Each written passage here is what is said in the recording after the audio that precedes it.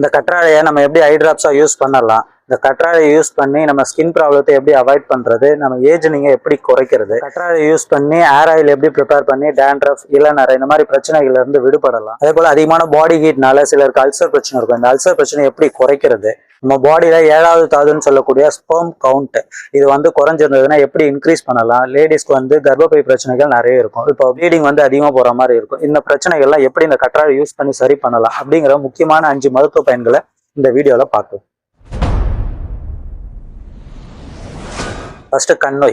Body heat அதிகமாக இருக்கவங்களுக்கு நார்மலாகவே கண்ணில் வந்து எரிச்சலோ கண் சிவப்பு கண்ணறுகள் இந்த மாதிரி ஏதாவது ஒரு பிரச்சனை வரும். இன்னும் சிலருக்கு இந்த வெயில்னால கண்ணில் வந்து சின்ன சின்ன கட்டி மாதிரி வர மாதிரி கூட ஃபீல் பண்ணுவீங்க. இந்த மாதிரி இருக்கிறவங்களுக்கு இந்த கற்றாழை வந்து நீங்கள் கட் பண்ணீங்கன்னா உள்ள ஜெல் இருக்கும் இல்லையா, அந்த ஜெல்லை எடுத்து ஏதாவது ஒரு துவர்ப்பி பொருள் படிகாரமோ இல்லை திரிபலா சூர்ணமோ இது நல்லா மிக்ஸ் பண்ணி ஒரு துணியில் முடிச்சு கட்டி தொங்க விட்டீங்கன்னா அதுலேருந்து சாறு மாதிரி வடியும். இது ஒரு பாத்திரத்துல எடுத்து அது நீங்க ஐ டிராப்ஸ் மாதிரி விட்டுட்டு வந்தீங்க அப்படின்னா காலையில ஈவினிங் 2 வேளை நீங்க ரெகுலரா ஐ டிராப்ஸ் விட்டுட்டு வந்தீங்கன்னா இந்த பித்தத்தினால வரக்கூடிய கண் பாதிப்புல இருந்து நீங்க விடுபடலாம். அடுத்து செகண்டா ஸ்கின் ப்ராப்ளம். ஸ்கின்ல வந்து சிலருக்கு எக்ஸிமா, சொரியாசிஸ், அட்டிகரி அந்த மாதிரி நிறைய பிரச்சனைகள் வரும். அது காமனா இருக்கிறது வந்து ரெட்னஸும் வறட்சியும் தான். ரெட்னஸ் இருக்கவங்களுக்கு அங்க பாத்தீங்கன்னா தோல்ல வந்து சிவப்பா வந்து தடிப்பா வந்து வீங்குற மாதிரி இருக்கும். அதே வறட்சி வருது அப்படின்னா செதிலா வந்து வெடிப்பு வந்து அதுல வலி வரவும் ஆரம்பிக்கும். இந்த மாதிரி வறட்சி, ரெட்னஸ் இந்த 2 பிரச்சனை இருக்கிறவங்க இந்த சோற்று கற்றாழையை வந்து நீங்க ஜெல் எடுத்து காய வச்சு பொடி பண்ணி பவுடர் ஆக்கி நீங்க காலையில ஒரு ஸ்பூன் நைட்டு ஒரு ஸ்பூன் ரெகுலரா எடுத்துட்டு வந்தீங்கன்னா பிளட் பியூரிஃபிகேஷன் நடக்கும். இதே நீங்க இந்த சோற்று கற்றாழை பொடி வந்து நாட்டு மருந்து கடையிலே கிடைக்குது. இது நீங்க வாங்கியும் யூஸ் பண்ணிக்கலாம். இந்த ஜெல்லை வந்து நீங்க எக்ஸ்டர்னலாகவும் யூஸ் பண்ணலாம். இப்போ இந்த ஸ்கின்ல சொல்லக்கூடிய அந்த எரிச்சல் பிரச்சனை இருக்கு அப்படின்னா எக்ஸ்டர்னலா யூஸ் பண்ணா எரிச்சல் வந்து உடனே குறையும், ரெட்னஸும் குறையும். அதே போல சிலருக்கு வந்து இந்த சரும வறட்சினால ஏஜ்னிங் சீக்கிரமா ஆகுது அப்படின்னு நிறைய பேர் ஃபீல் பண்ணுவீங்க. இந்த சீக்கிரமா ஏஜ் ஆகுது அப்படின்னு ஃபீல் பண்றவங்க இந்த சோற்று கற்றாழை பொடியை ஒரு ஸ்பூன் வந்து நீங்க ரெகுலரா உள்ளுக்கு சாப்பிட்டு வந்தீங்கன்னா இந்த ஸ்கின்னுக்கான ட்ரைனஸ் வந்து குறைச்சி சீக்கிரமா ஏஜ் ஆகிறத ப்ரிவென்ட் பண்ணுது. அடுத்து தேர்டா வந்து ஏர் ப்ராப்ளம். ஏர்ல வந்து சிலருக்கு டேண்ட்ரஃப் இருக்கும். இந்த டேண்ட்ரஃப் கிளியர் பண்றதுக்கு இந்த சோற்று கற்றாழை ஜெல்லோட மிளகு வச்சு அரைச்சு தலைக்கு அப்ளை பண்ணிட்டு ஒரு 20 மினிட்ஸ் கழிச்சு குளிக்கணும். இது வாரத்துல ஒரு நாள் இந்த மாதிரி குளிச்சுட்டு வந்தீங்க அப்படின்னா டேண்ட்ரஃப் வந்து கிளியர் ஆகும். அதே போல இப்போ ஏர்ஃபால் இருக்கு அப்படின்னா அதுக்கு காரணம் உங்களுக்கு ஏற்படக்கூடிய பாடி ஹீட்னாலேயும் இருக்கலாம். இந்த மாதிரி பாடி ஹீட் இருக்கு அதனால ஏர்ஃபால் ஆகுது, சரியா தூக்கம் இல்லை அதனாலே ஏர்ஃபால் ஆகுது அப்படின்னா இந்த சோற்று கற்றாழை ஜெல்லை தேங்காய் எண்ணெயில மிக்ஸ் பண்ணி ஹீட் பண்ணி அதுக்கப்புறம் ஃபில்டர் பண்ணிட்டு அது வாரத்துல ஒரு நாள் நீங்க ரெகுலரா ஆயில் பாத் மாதிரி எடுத்துட்டு வந்தீங்கன்னா இந்த பாடி ஹீட் வந்து நல்லாவே குறையும். அது தூக்கம் வராதவங்களுக்கும் நல்லா தூக்கம் வரும். அதே போல ஏர் ஃபாலும் ரெடியூஸ் ஆகும். அடுத்து தேர்டா வந்து இருக்கிறது நரைமுடி பிரச்சனை. இப்போ இள வயசுக்கு இருக்கிறவங்க கிட்டே கூட நிறைய பேர்கிட்ட இருக்கு.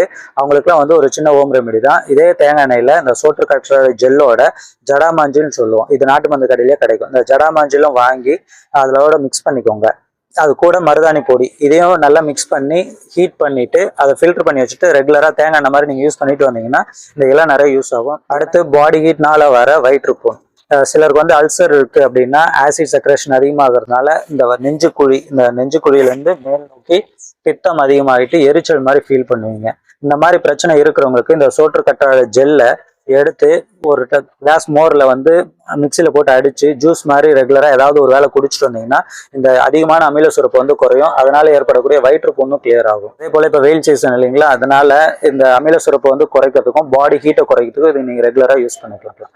அடுத்து லாஸ்ட்டாக வந்து ஸ்பெர்ம் கவுண்ட் இன்க்ரீஸ் பண்ணுறதுக்கும் கர்ப்பப்பை பலப்படுத்துறதுக்கும். ஏன்னா இதுக்கு பேரே வந்து கன்னி அப்படின்னு சொல்லுவாங்க. இது கன்னின்றதுனால நம்ம 7வது தாதுவான விண்டோ வந்து இன்க்ரீஸ் பண்றதுக்கு இது யூஸ் பண்ணிக்கலாம். அது எப்படின்னா ஆண்கள் வந்து இந்த சோற்று கற்றாழை ஜெல்லை மோர்ல கலந்து குடிக்கலாம்னு சொன்னா நீங்க அதையும் யூஸ் பண்ணிக்கலாம். அது கூடவே இந்த கற்றாழையை வந்து எடுத்தீங்கன்னா அடியில வந்து ஒரு பெரிய வேறு மாதிரி இருக்கும். இது ஆணி வேறுன்னு சொல்லுவோம். அதுல இருந்து சின்ன சின்ன சல்லி வேறு மாதிரி வரும். இந்த சல்லி வேரை மட்டும் கட் பண்ணி எடுத்துட்டு நல்லா தண்ணியில அலசிட்டு நீங்க மிக்சியில போட்டு அடிச்சு ஜூஸ் மாதிரியும் குடிக்கலாம். இல்ல அரைச்சு கற்க மாதிரி, அதாவது நெல்லிக்காய் அளவு, ஒரு பெரிய நெல்லிக்காய் அளவு காலையில எம்டி ஸ்டொமக்ல தொடச்சு ஒரு 48 நாள் எடுத்துட்டு வந்தீங்கன்னா ஸ்பெர்ம் கவுண்ட் வந்து நல்லா இன்க்ரீஸ் பண்ணும். போல பெண்களுக்கு ஏற்படக்கூடிய கர்ப்பப்பை பிரச்சனை, அதாவது சூதக வாய்வு, பீரியட்ஸ் டைம்ல கடுமையான வயிற்று வலி இருக்கும். அந்த மாதிரி இருக்கிறவங்களும் இது நீங்க ரெகுலரா யூஸ் பண்ணியிருந்தீங்கன்னா அந்த வயிற்று வலி வந்து மென்ஸ்ட்ரல் டைம்ல வராது.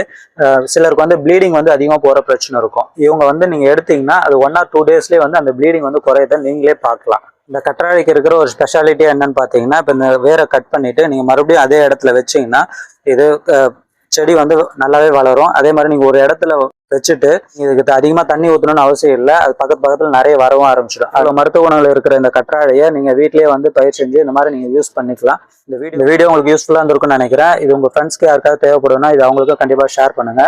இது போல நிறைய ஹெல்த் டிப்ஸ் வேணும்னா மறக்காம நம்ம சேனலை சப்ஸ்கிரைப் பண்ணி வச்சுக்கோங்க. நெக்ஸ்ட் வீடியோல பார்க்கலாம். தேங்க்யூ.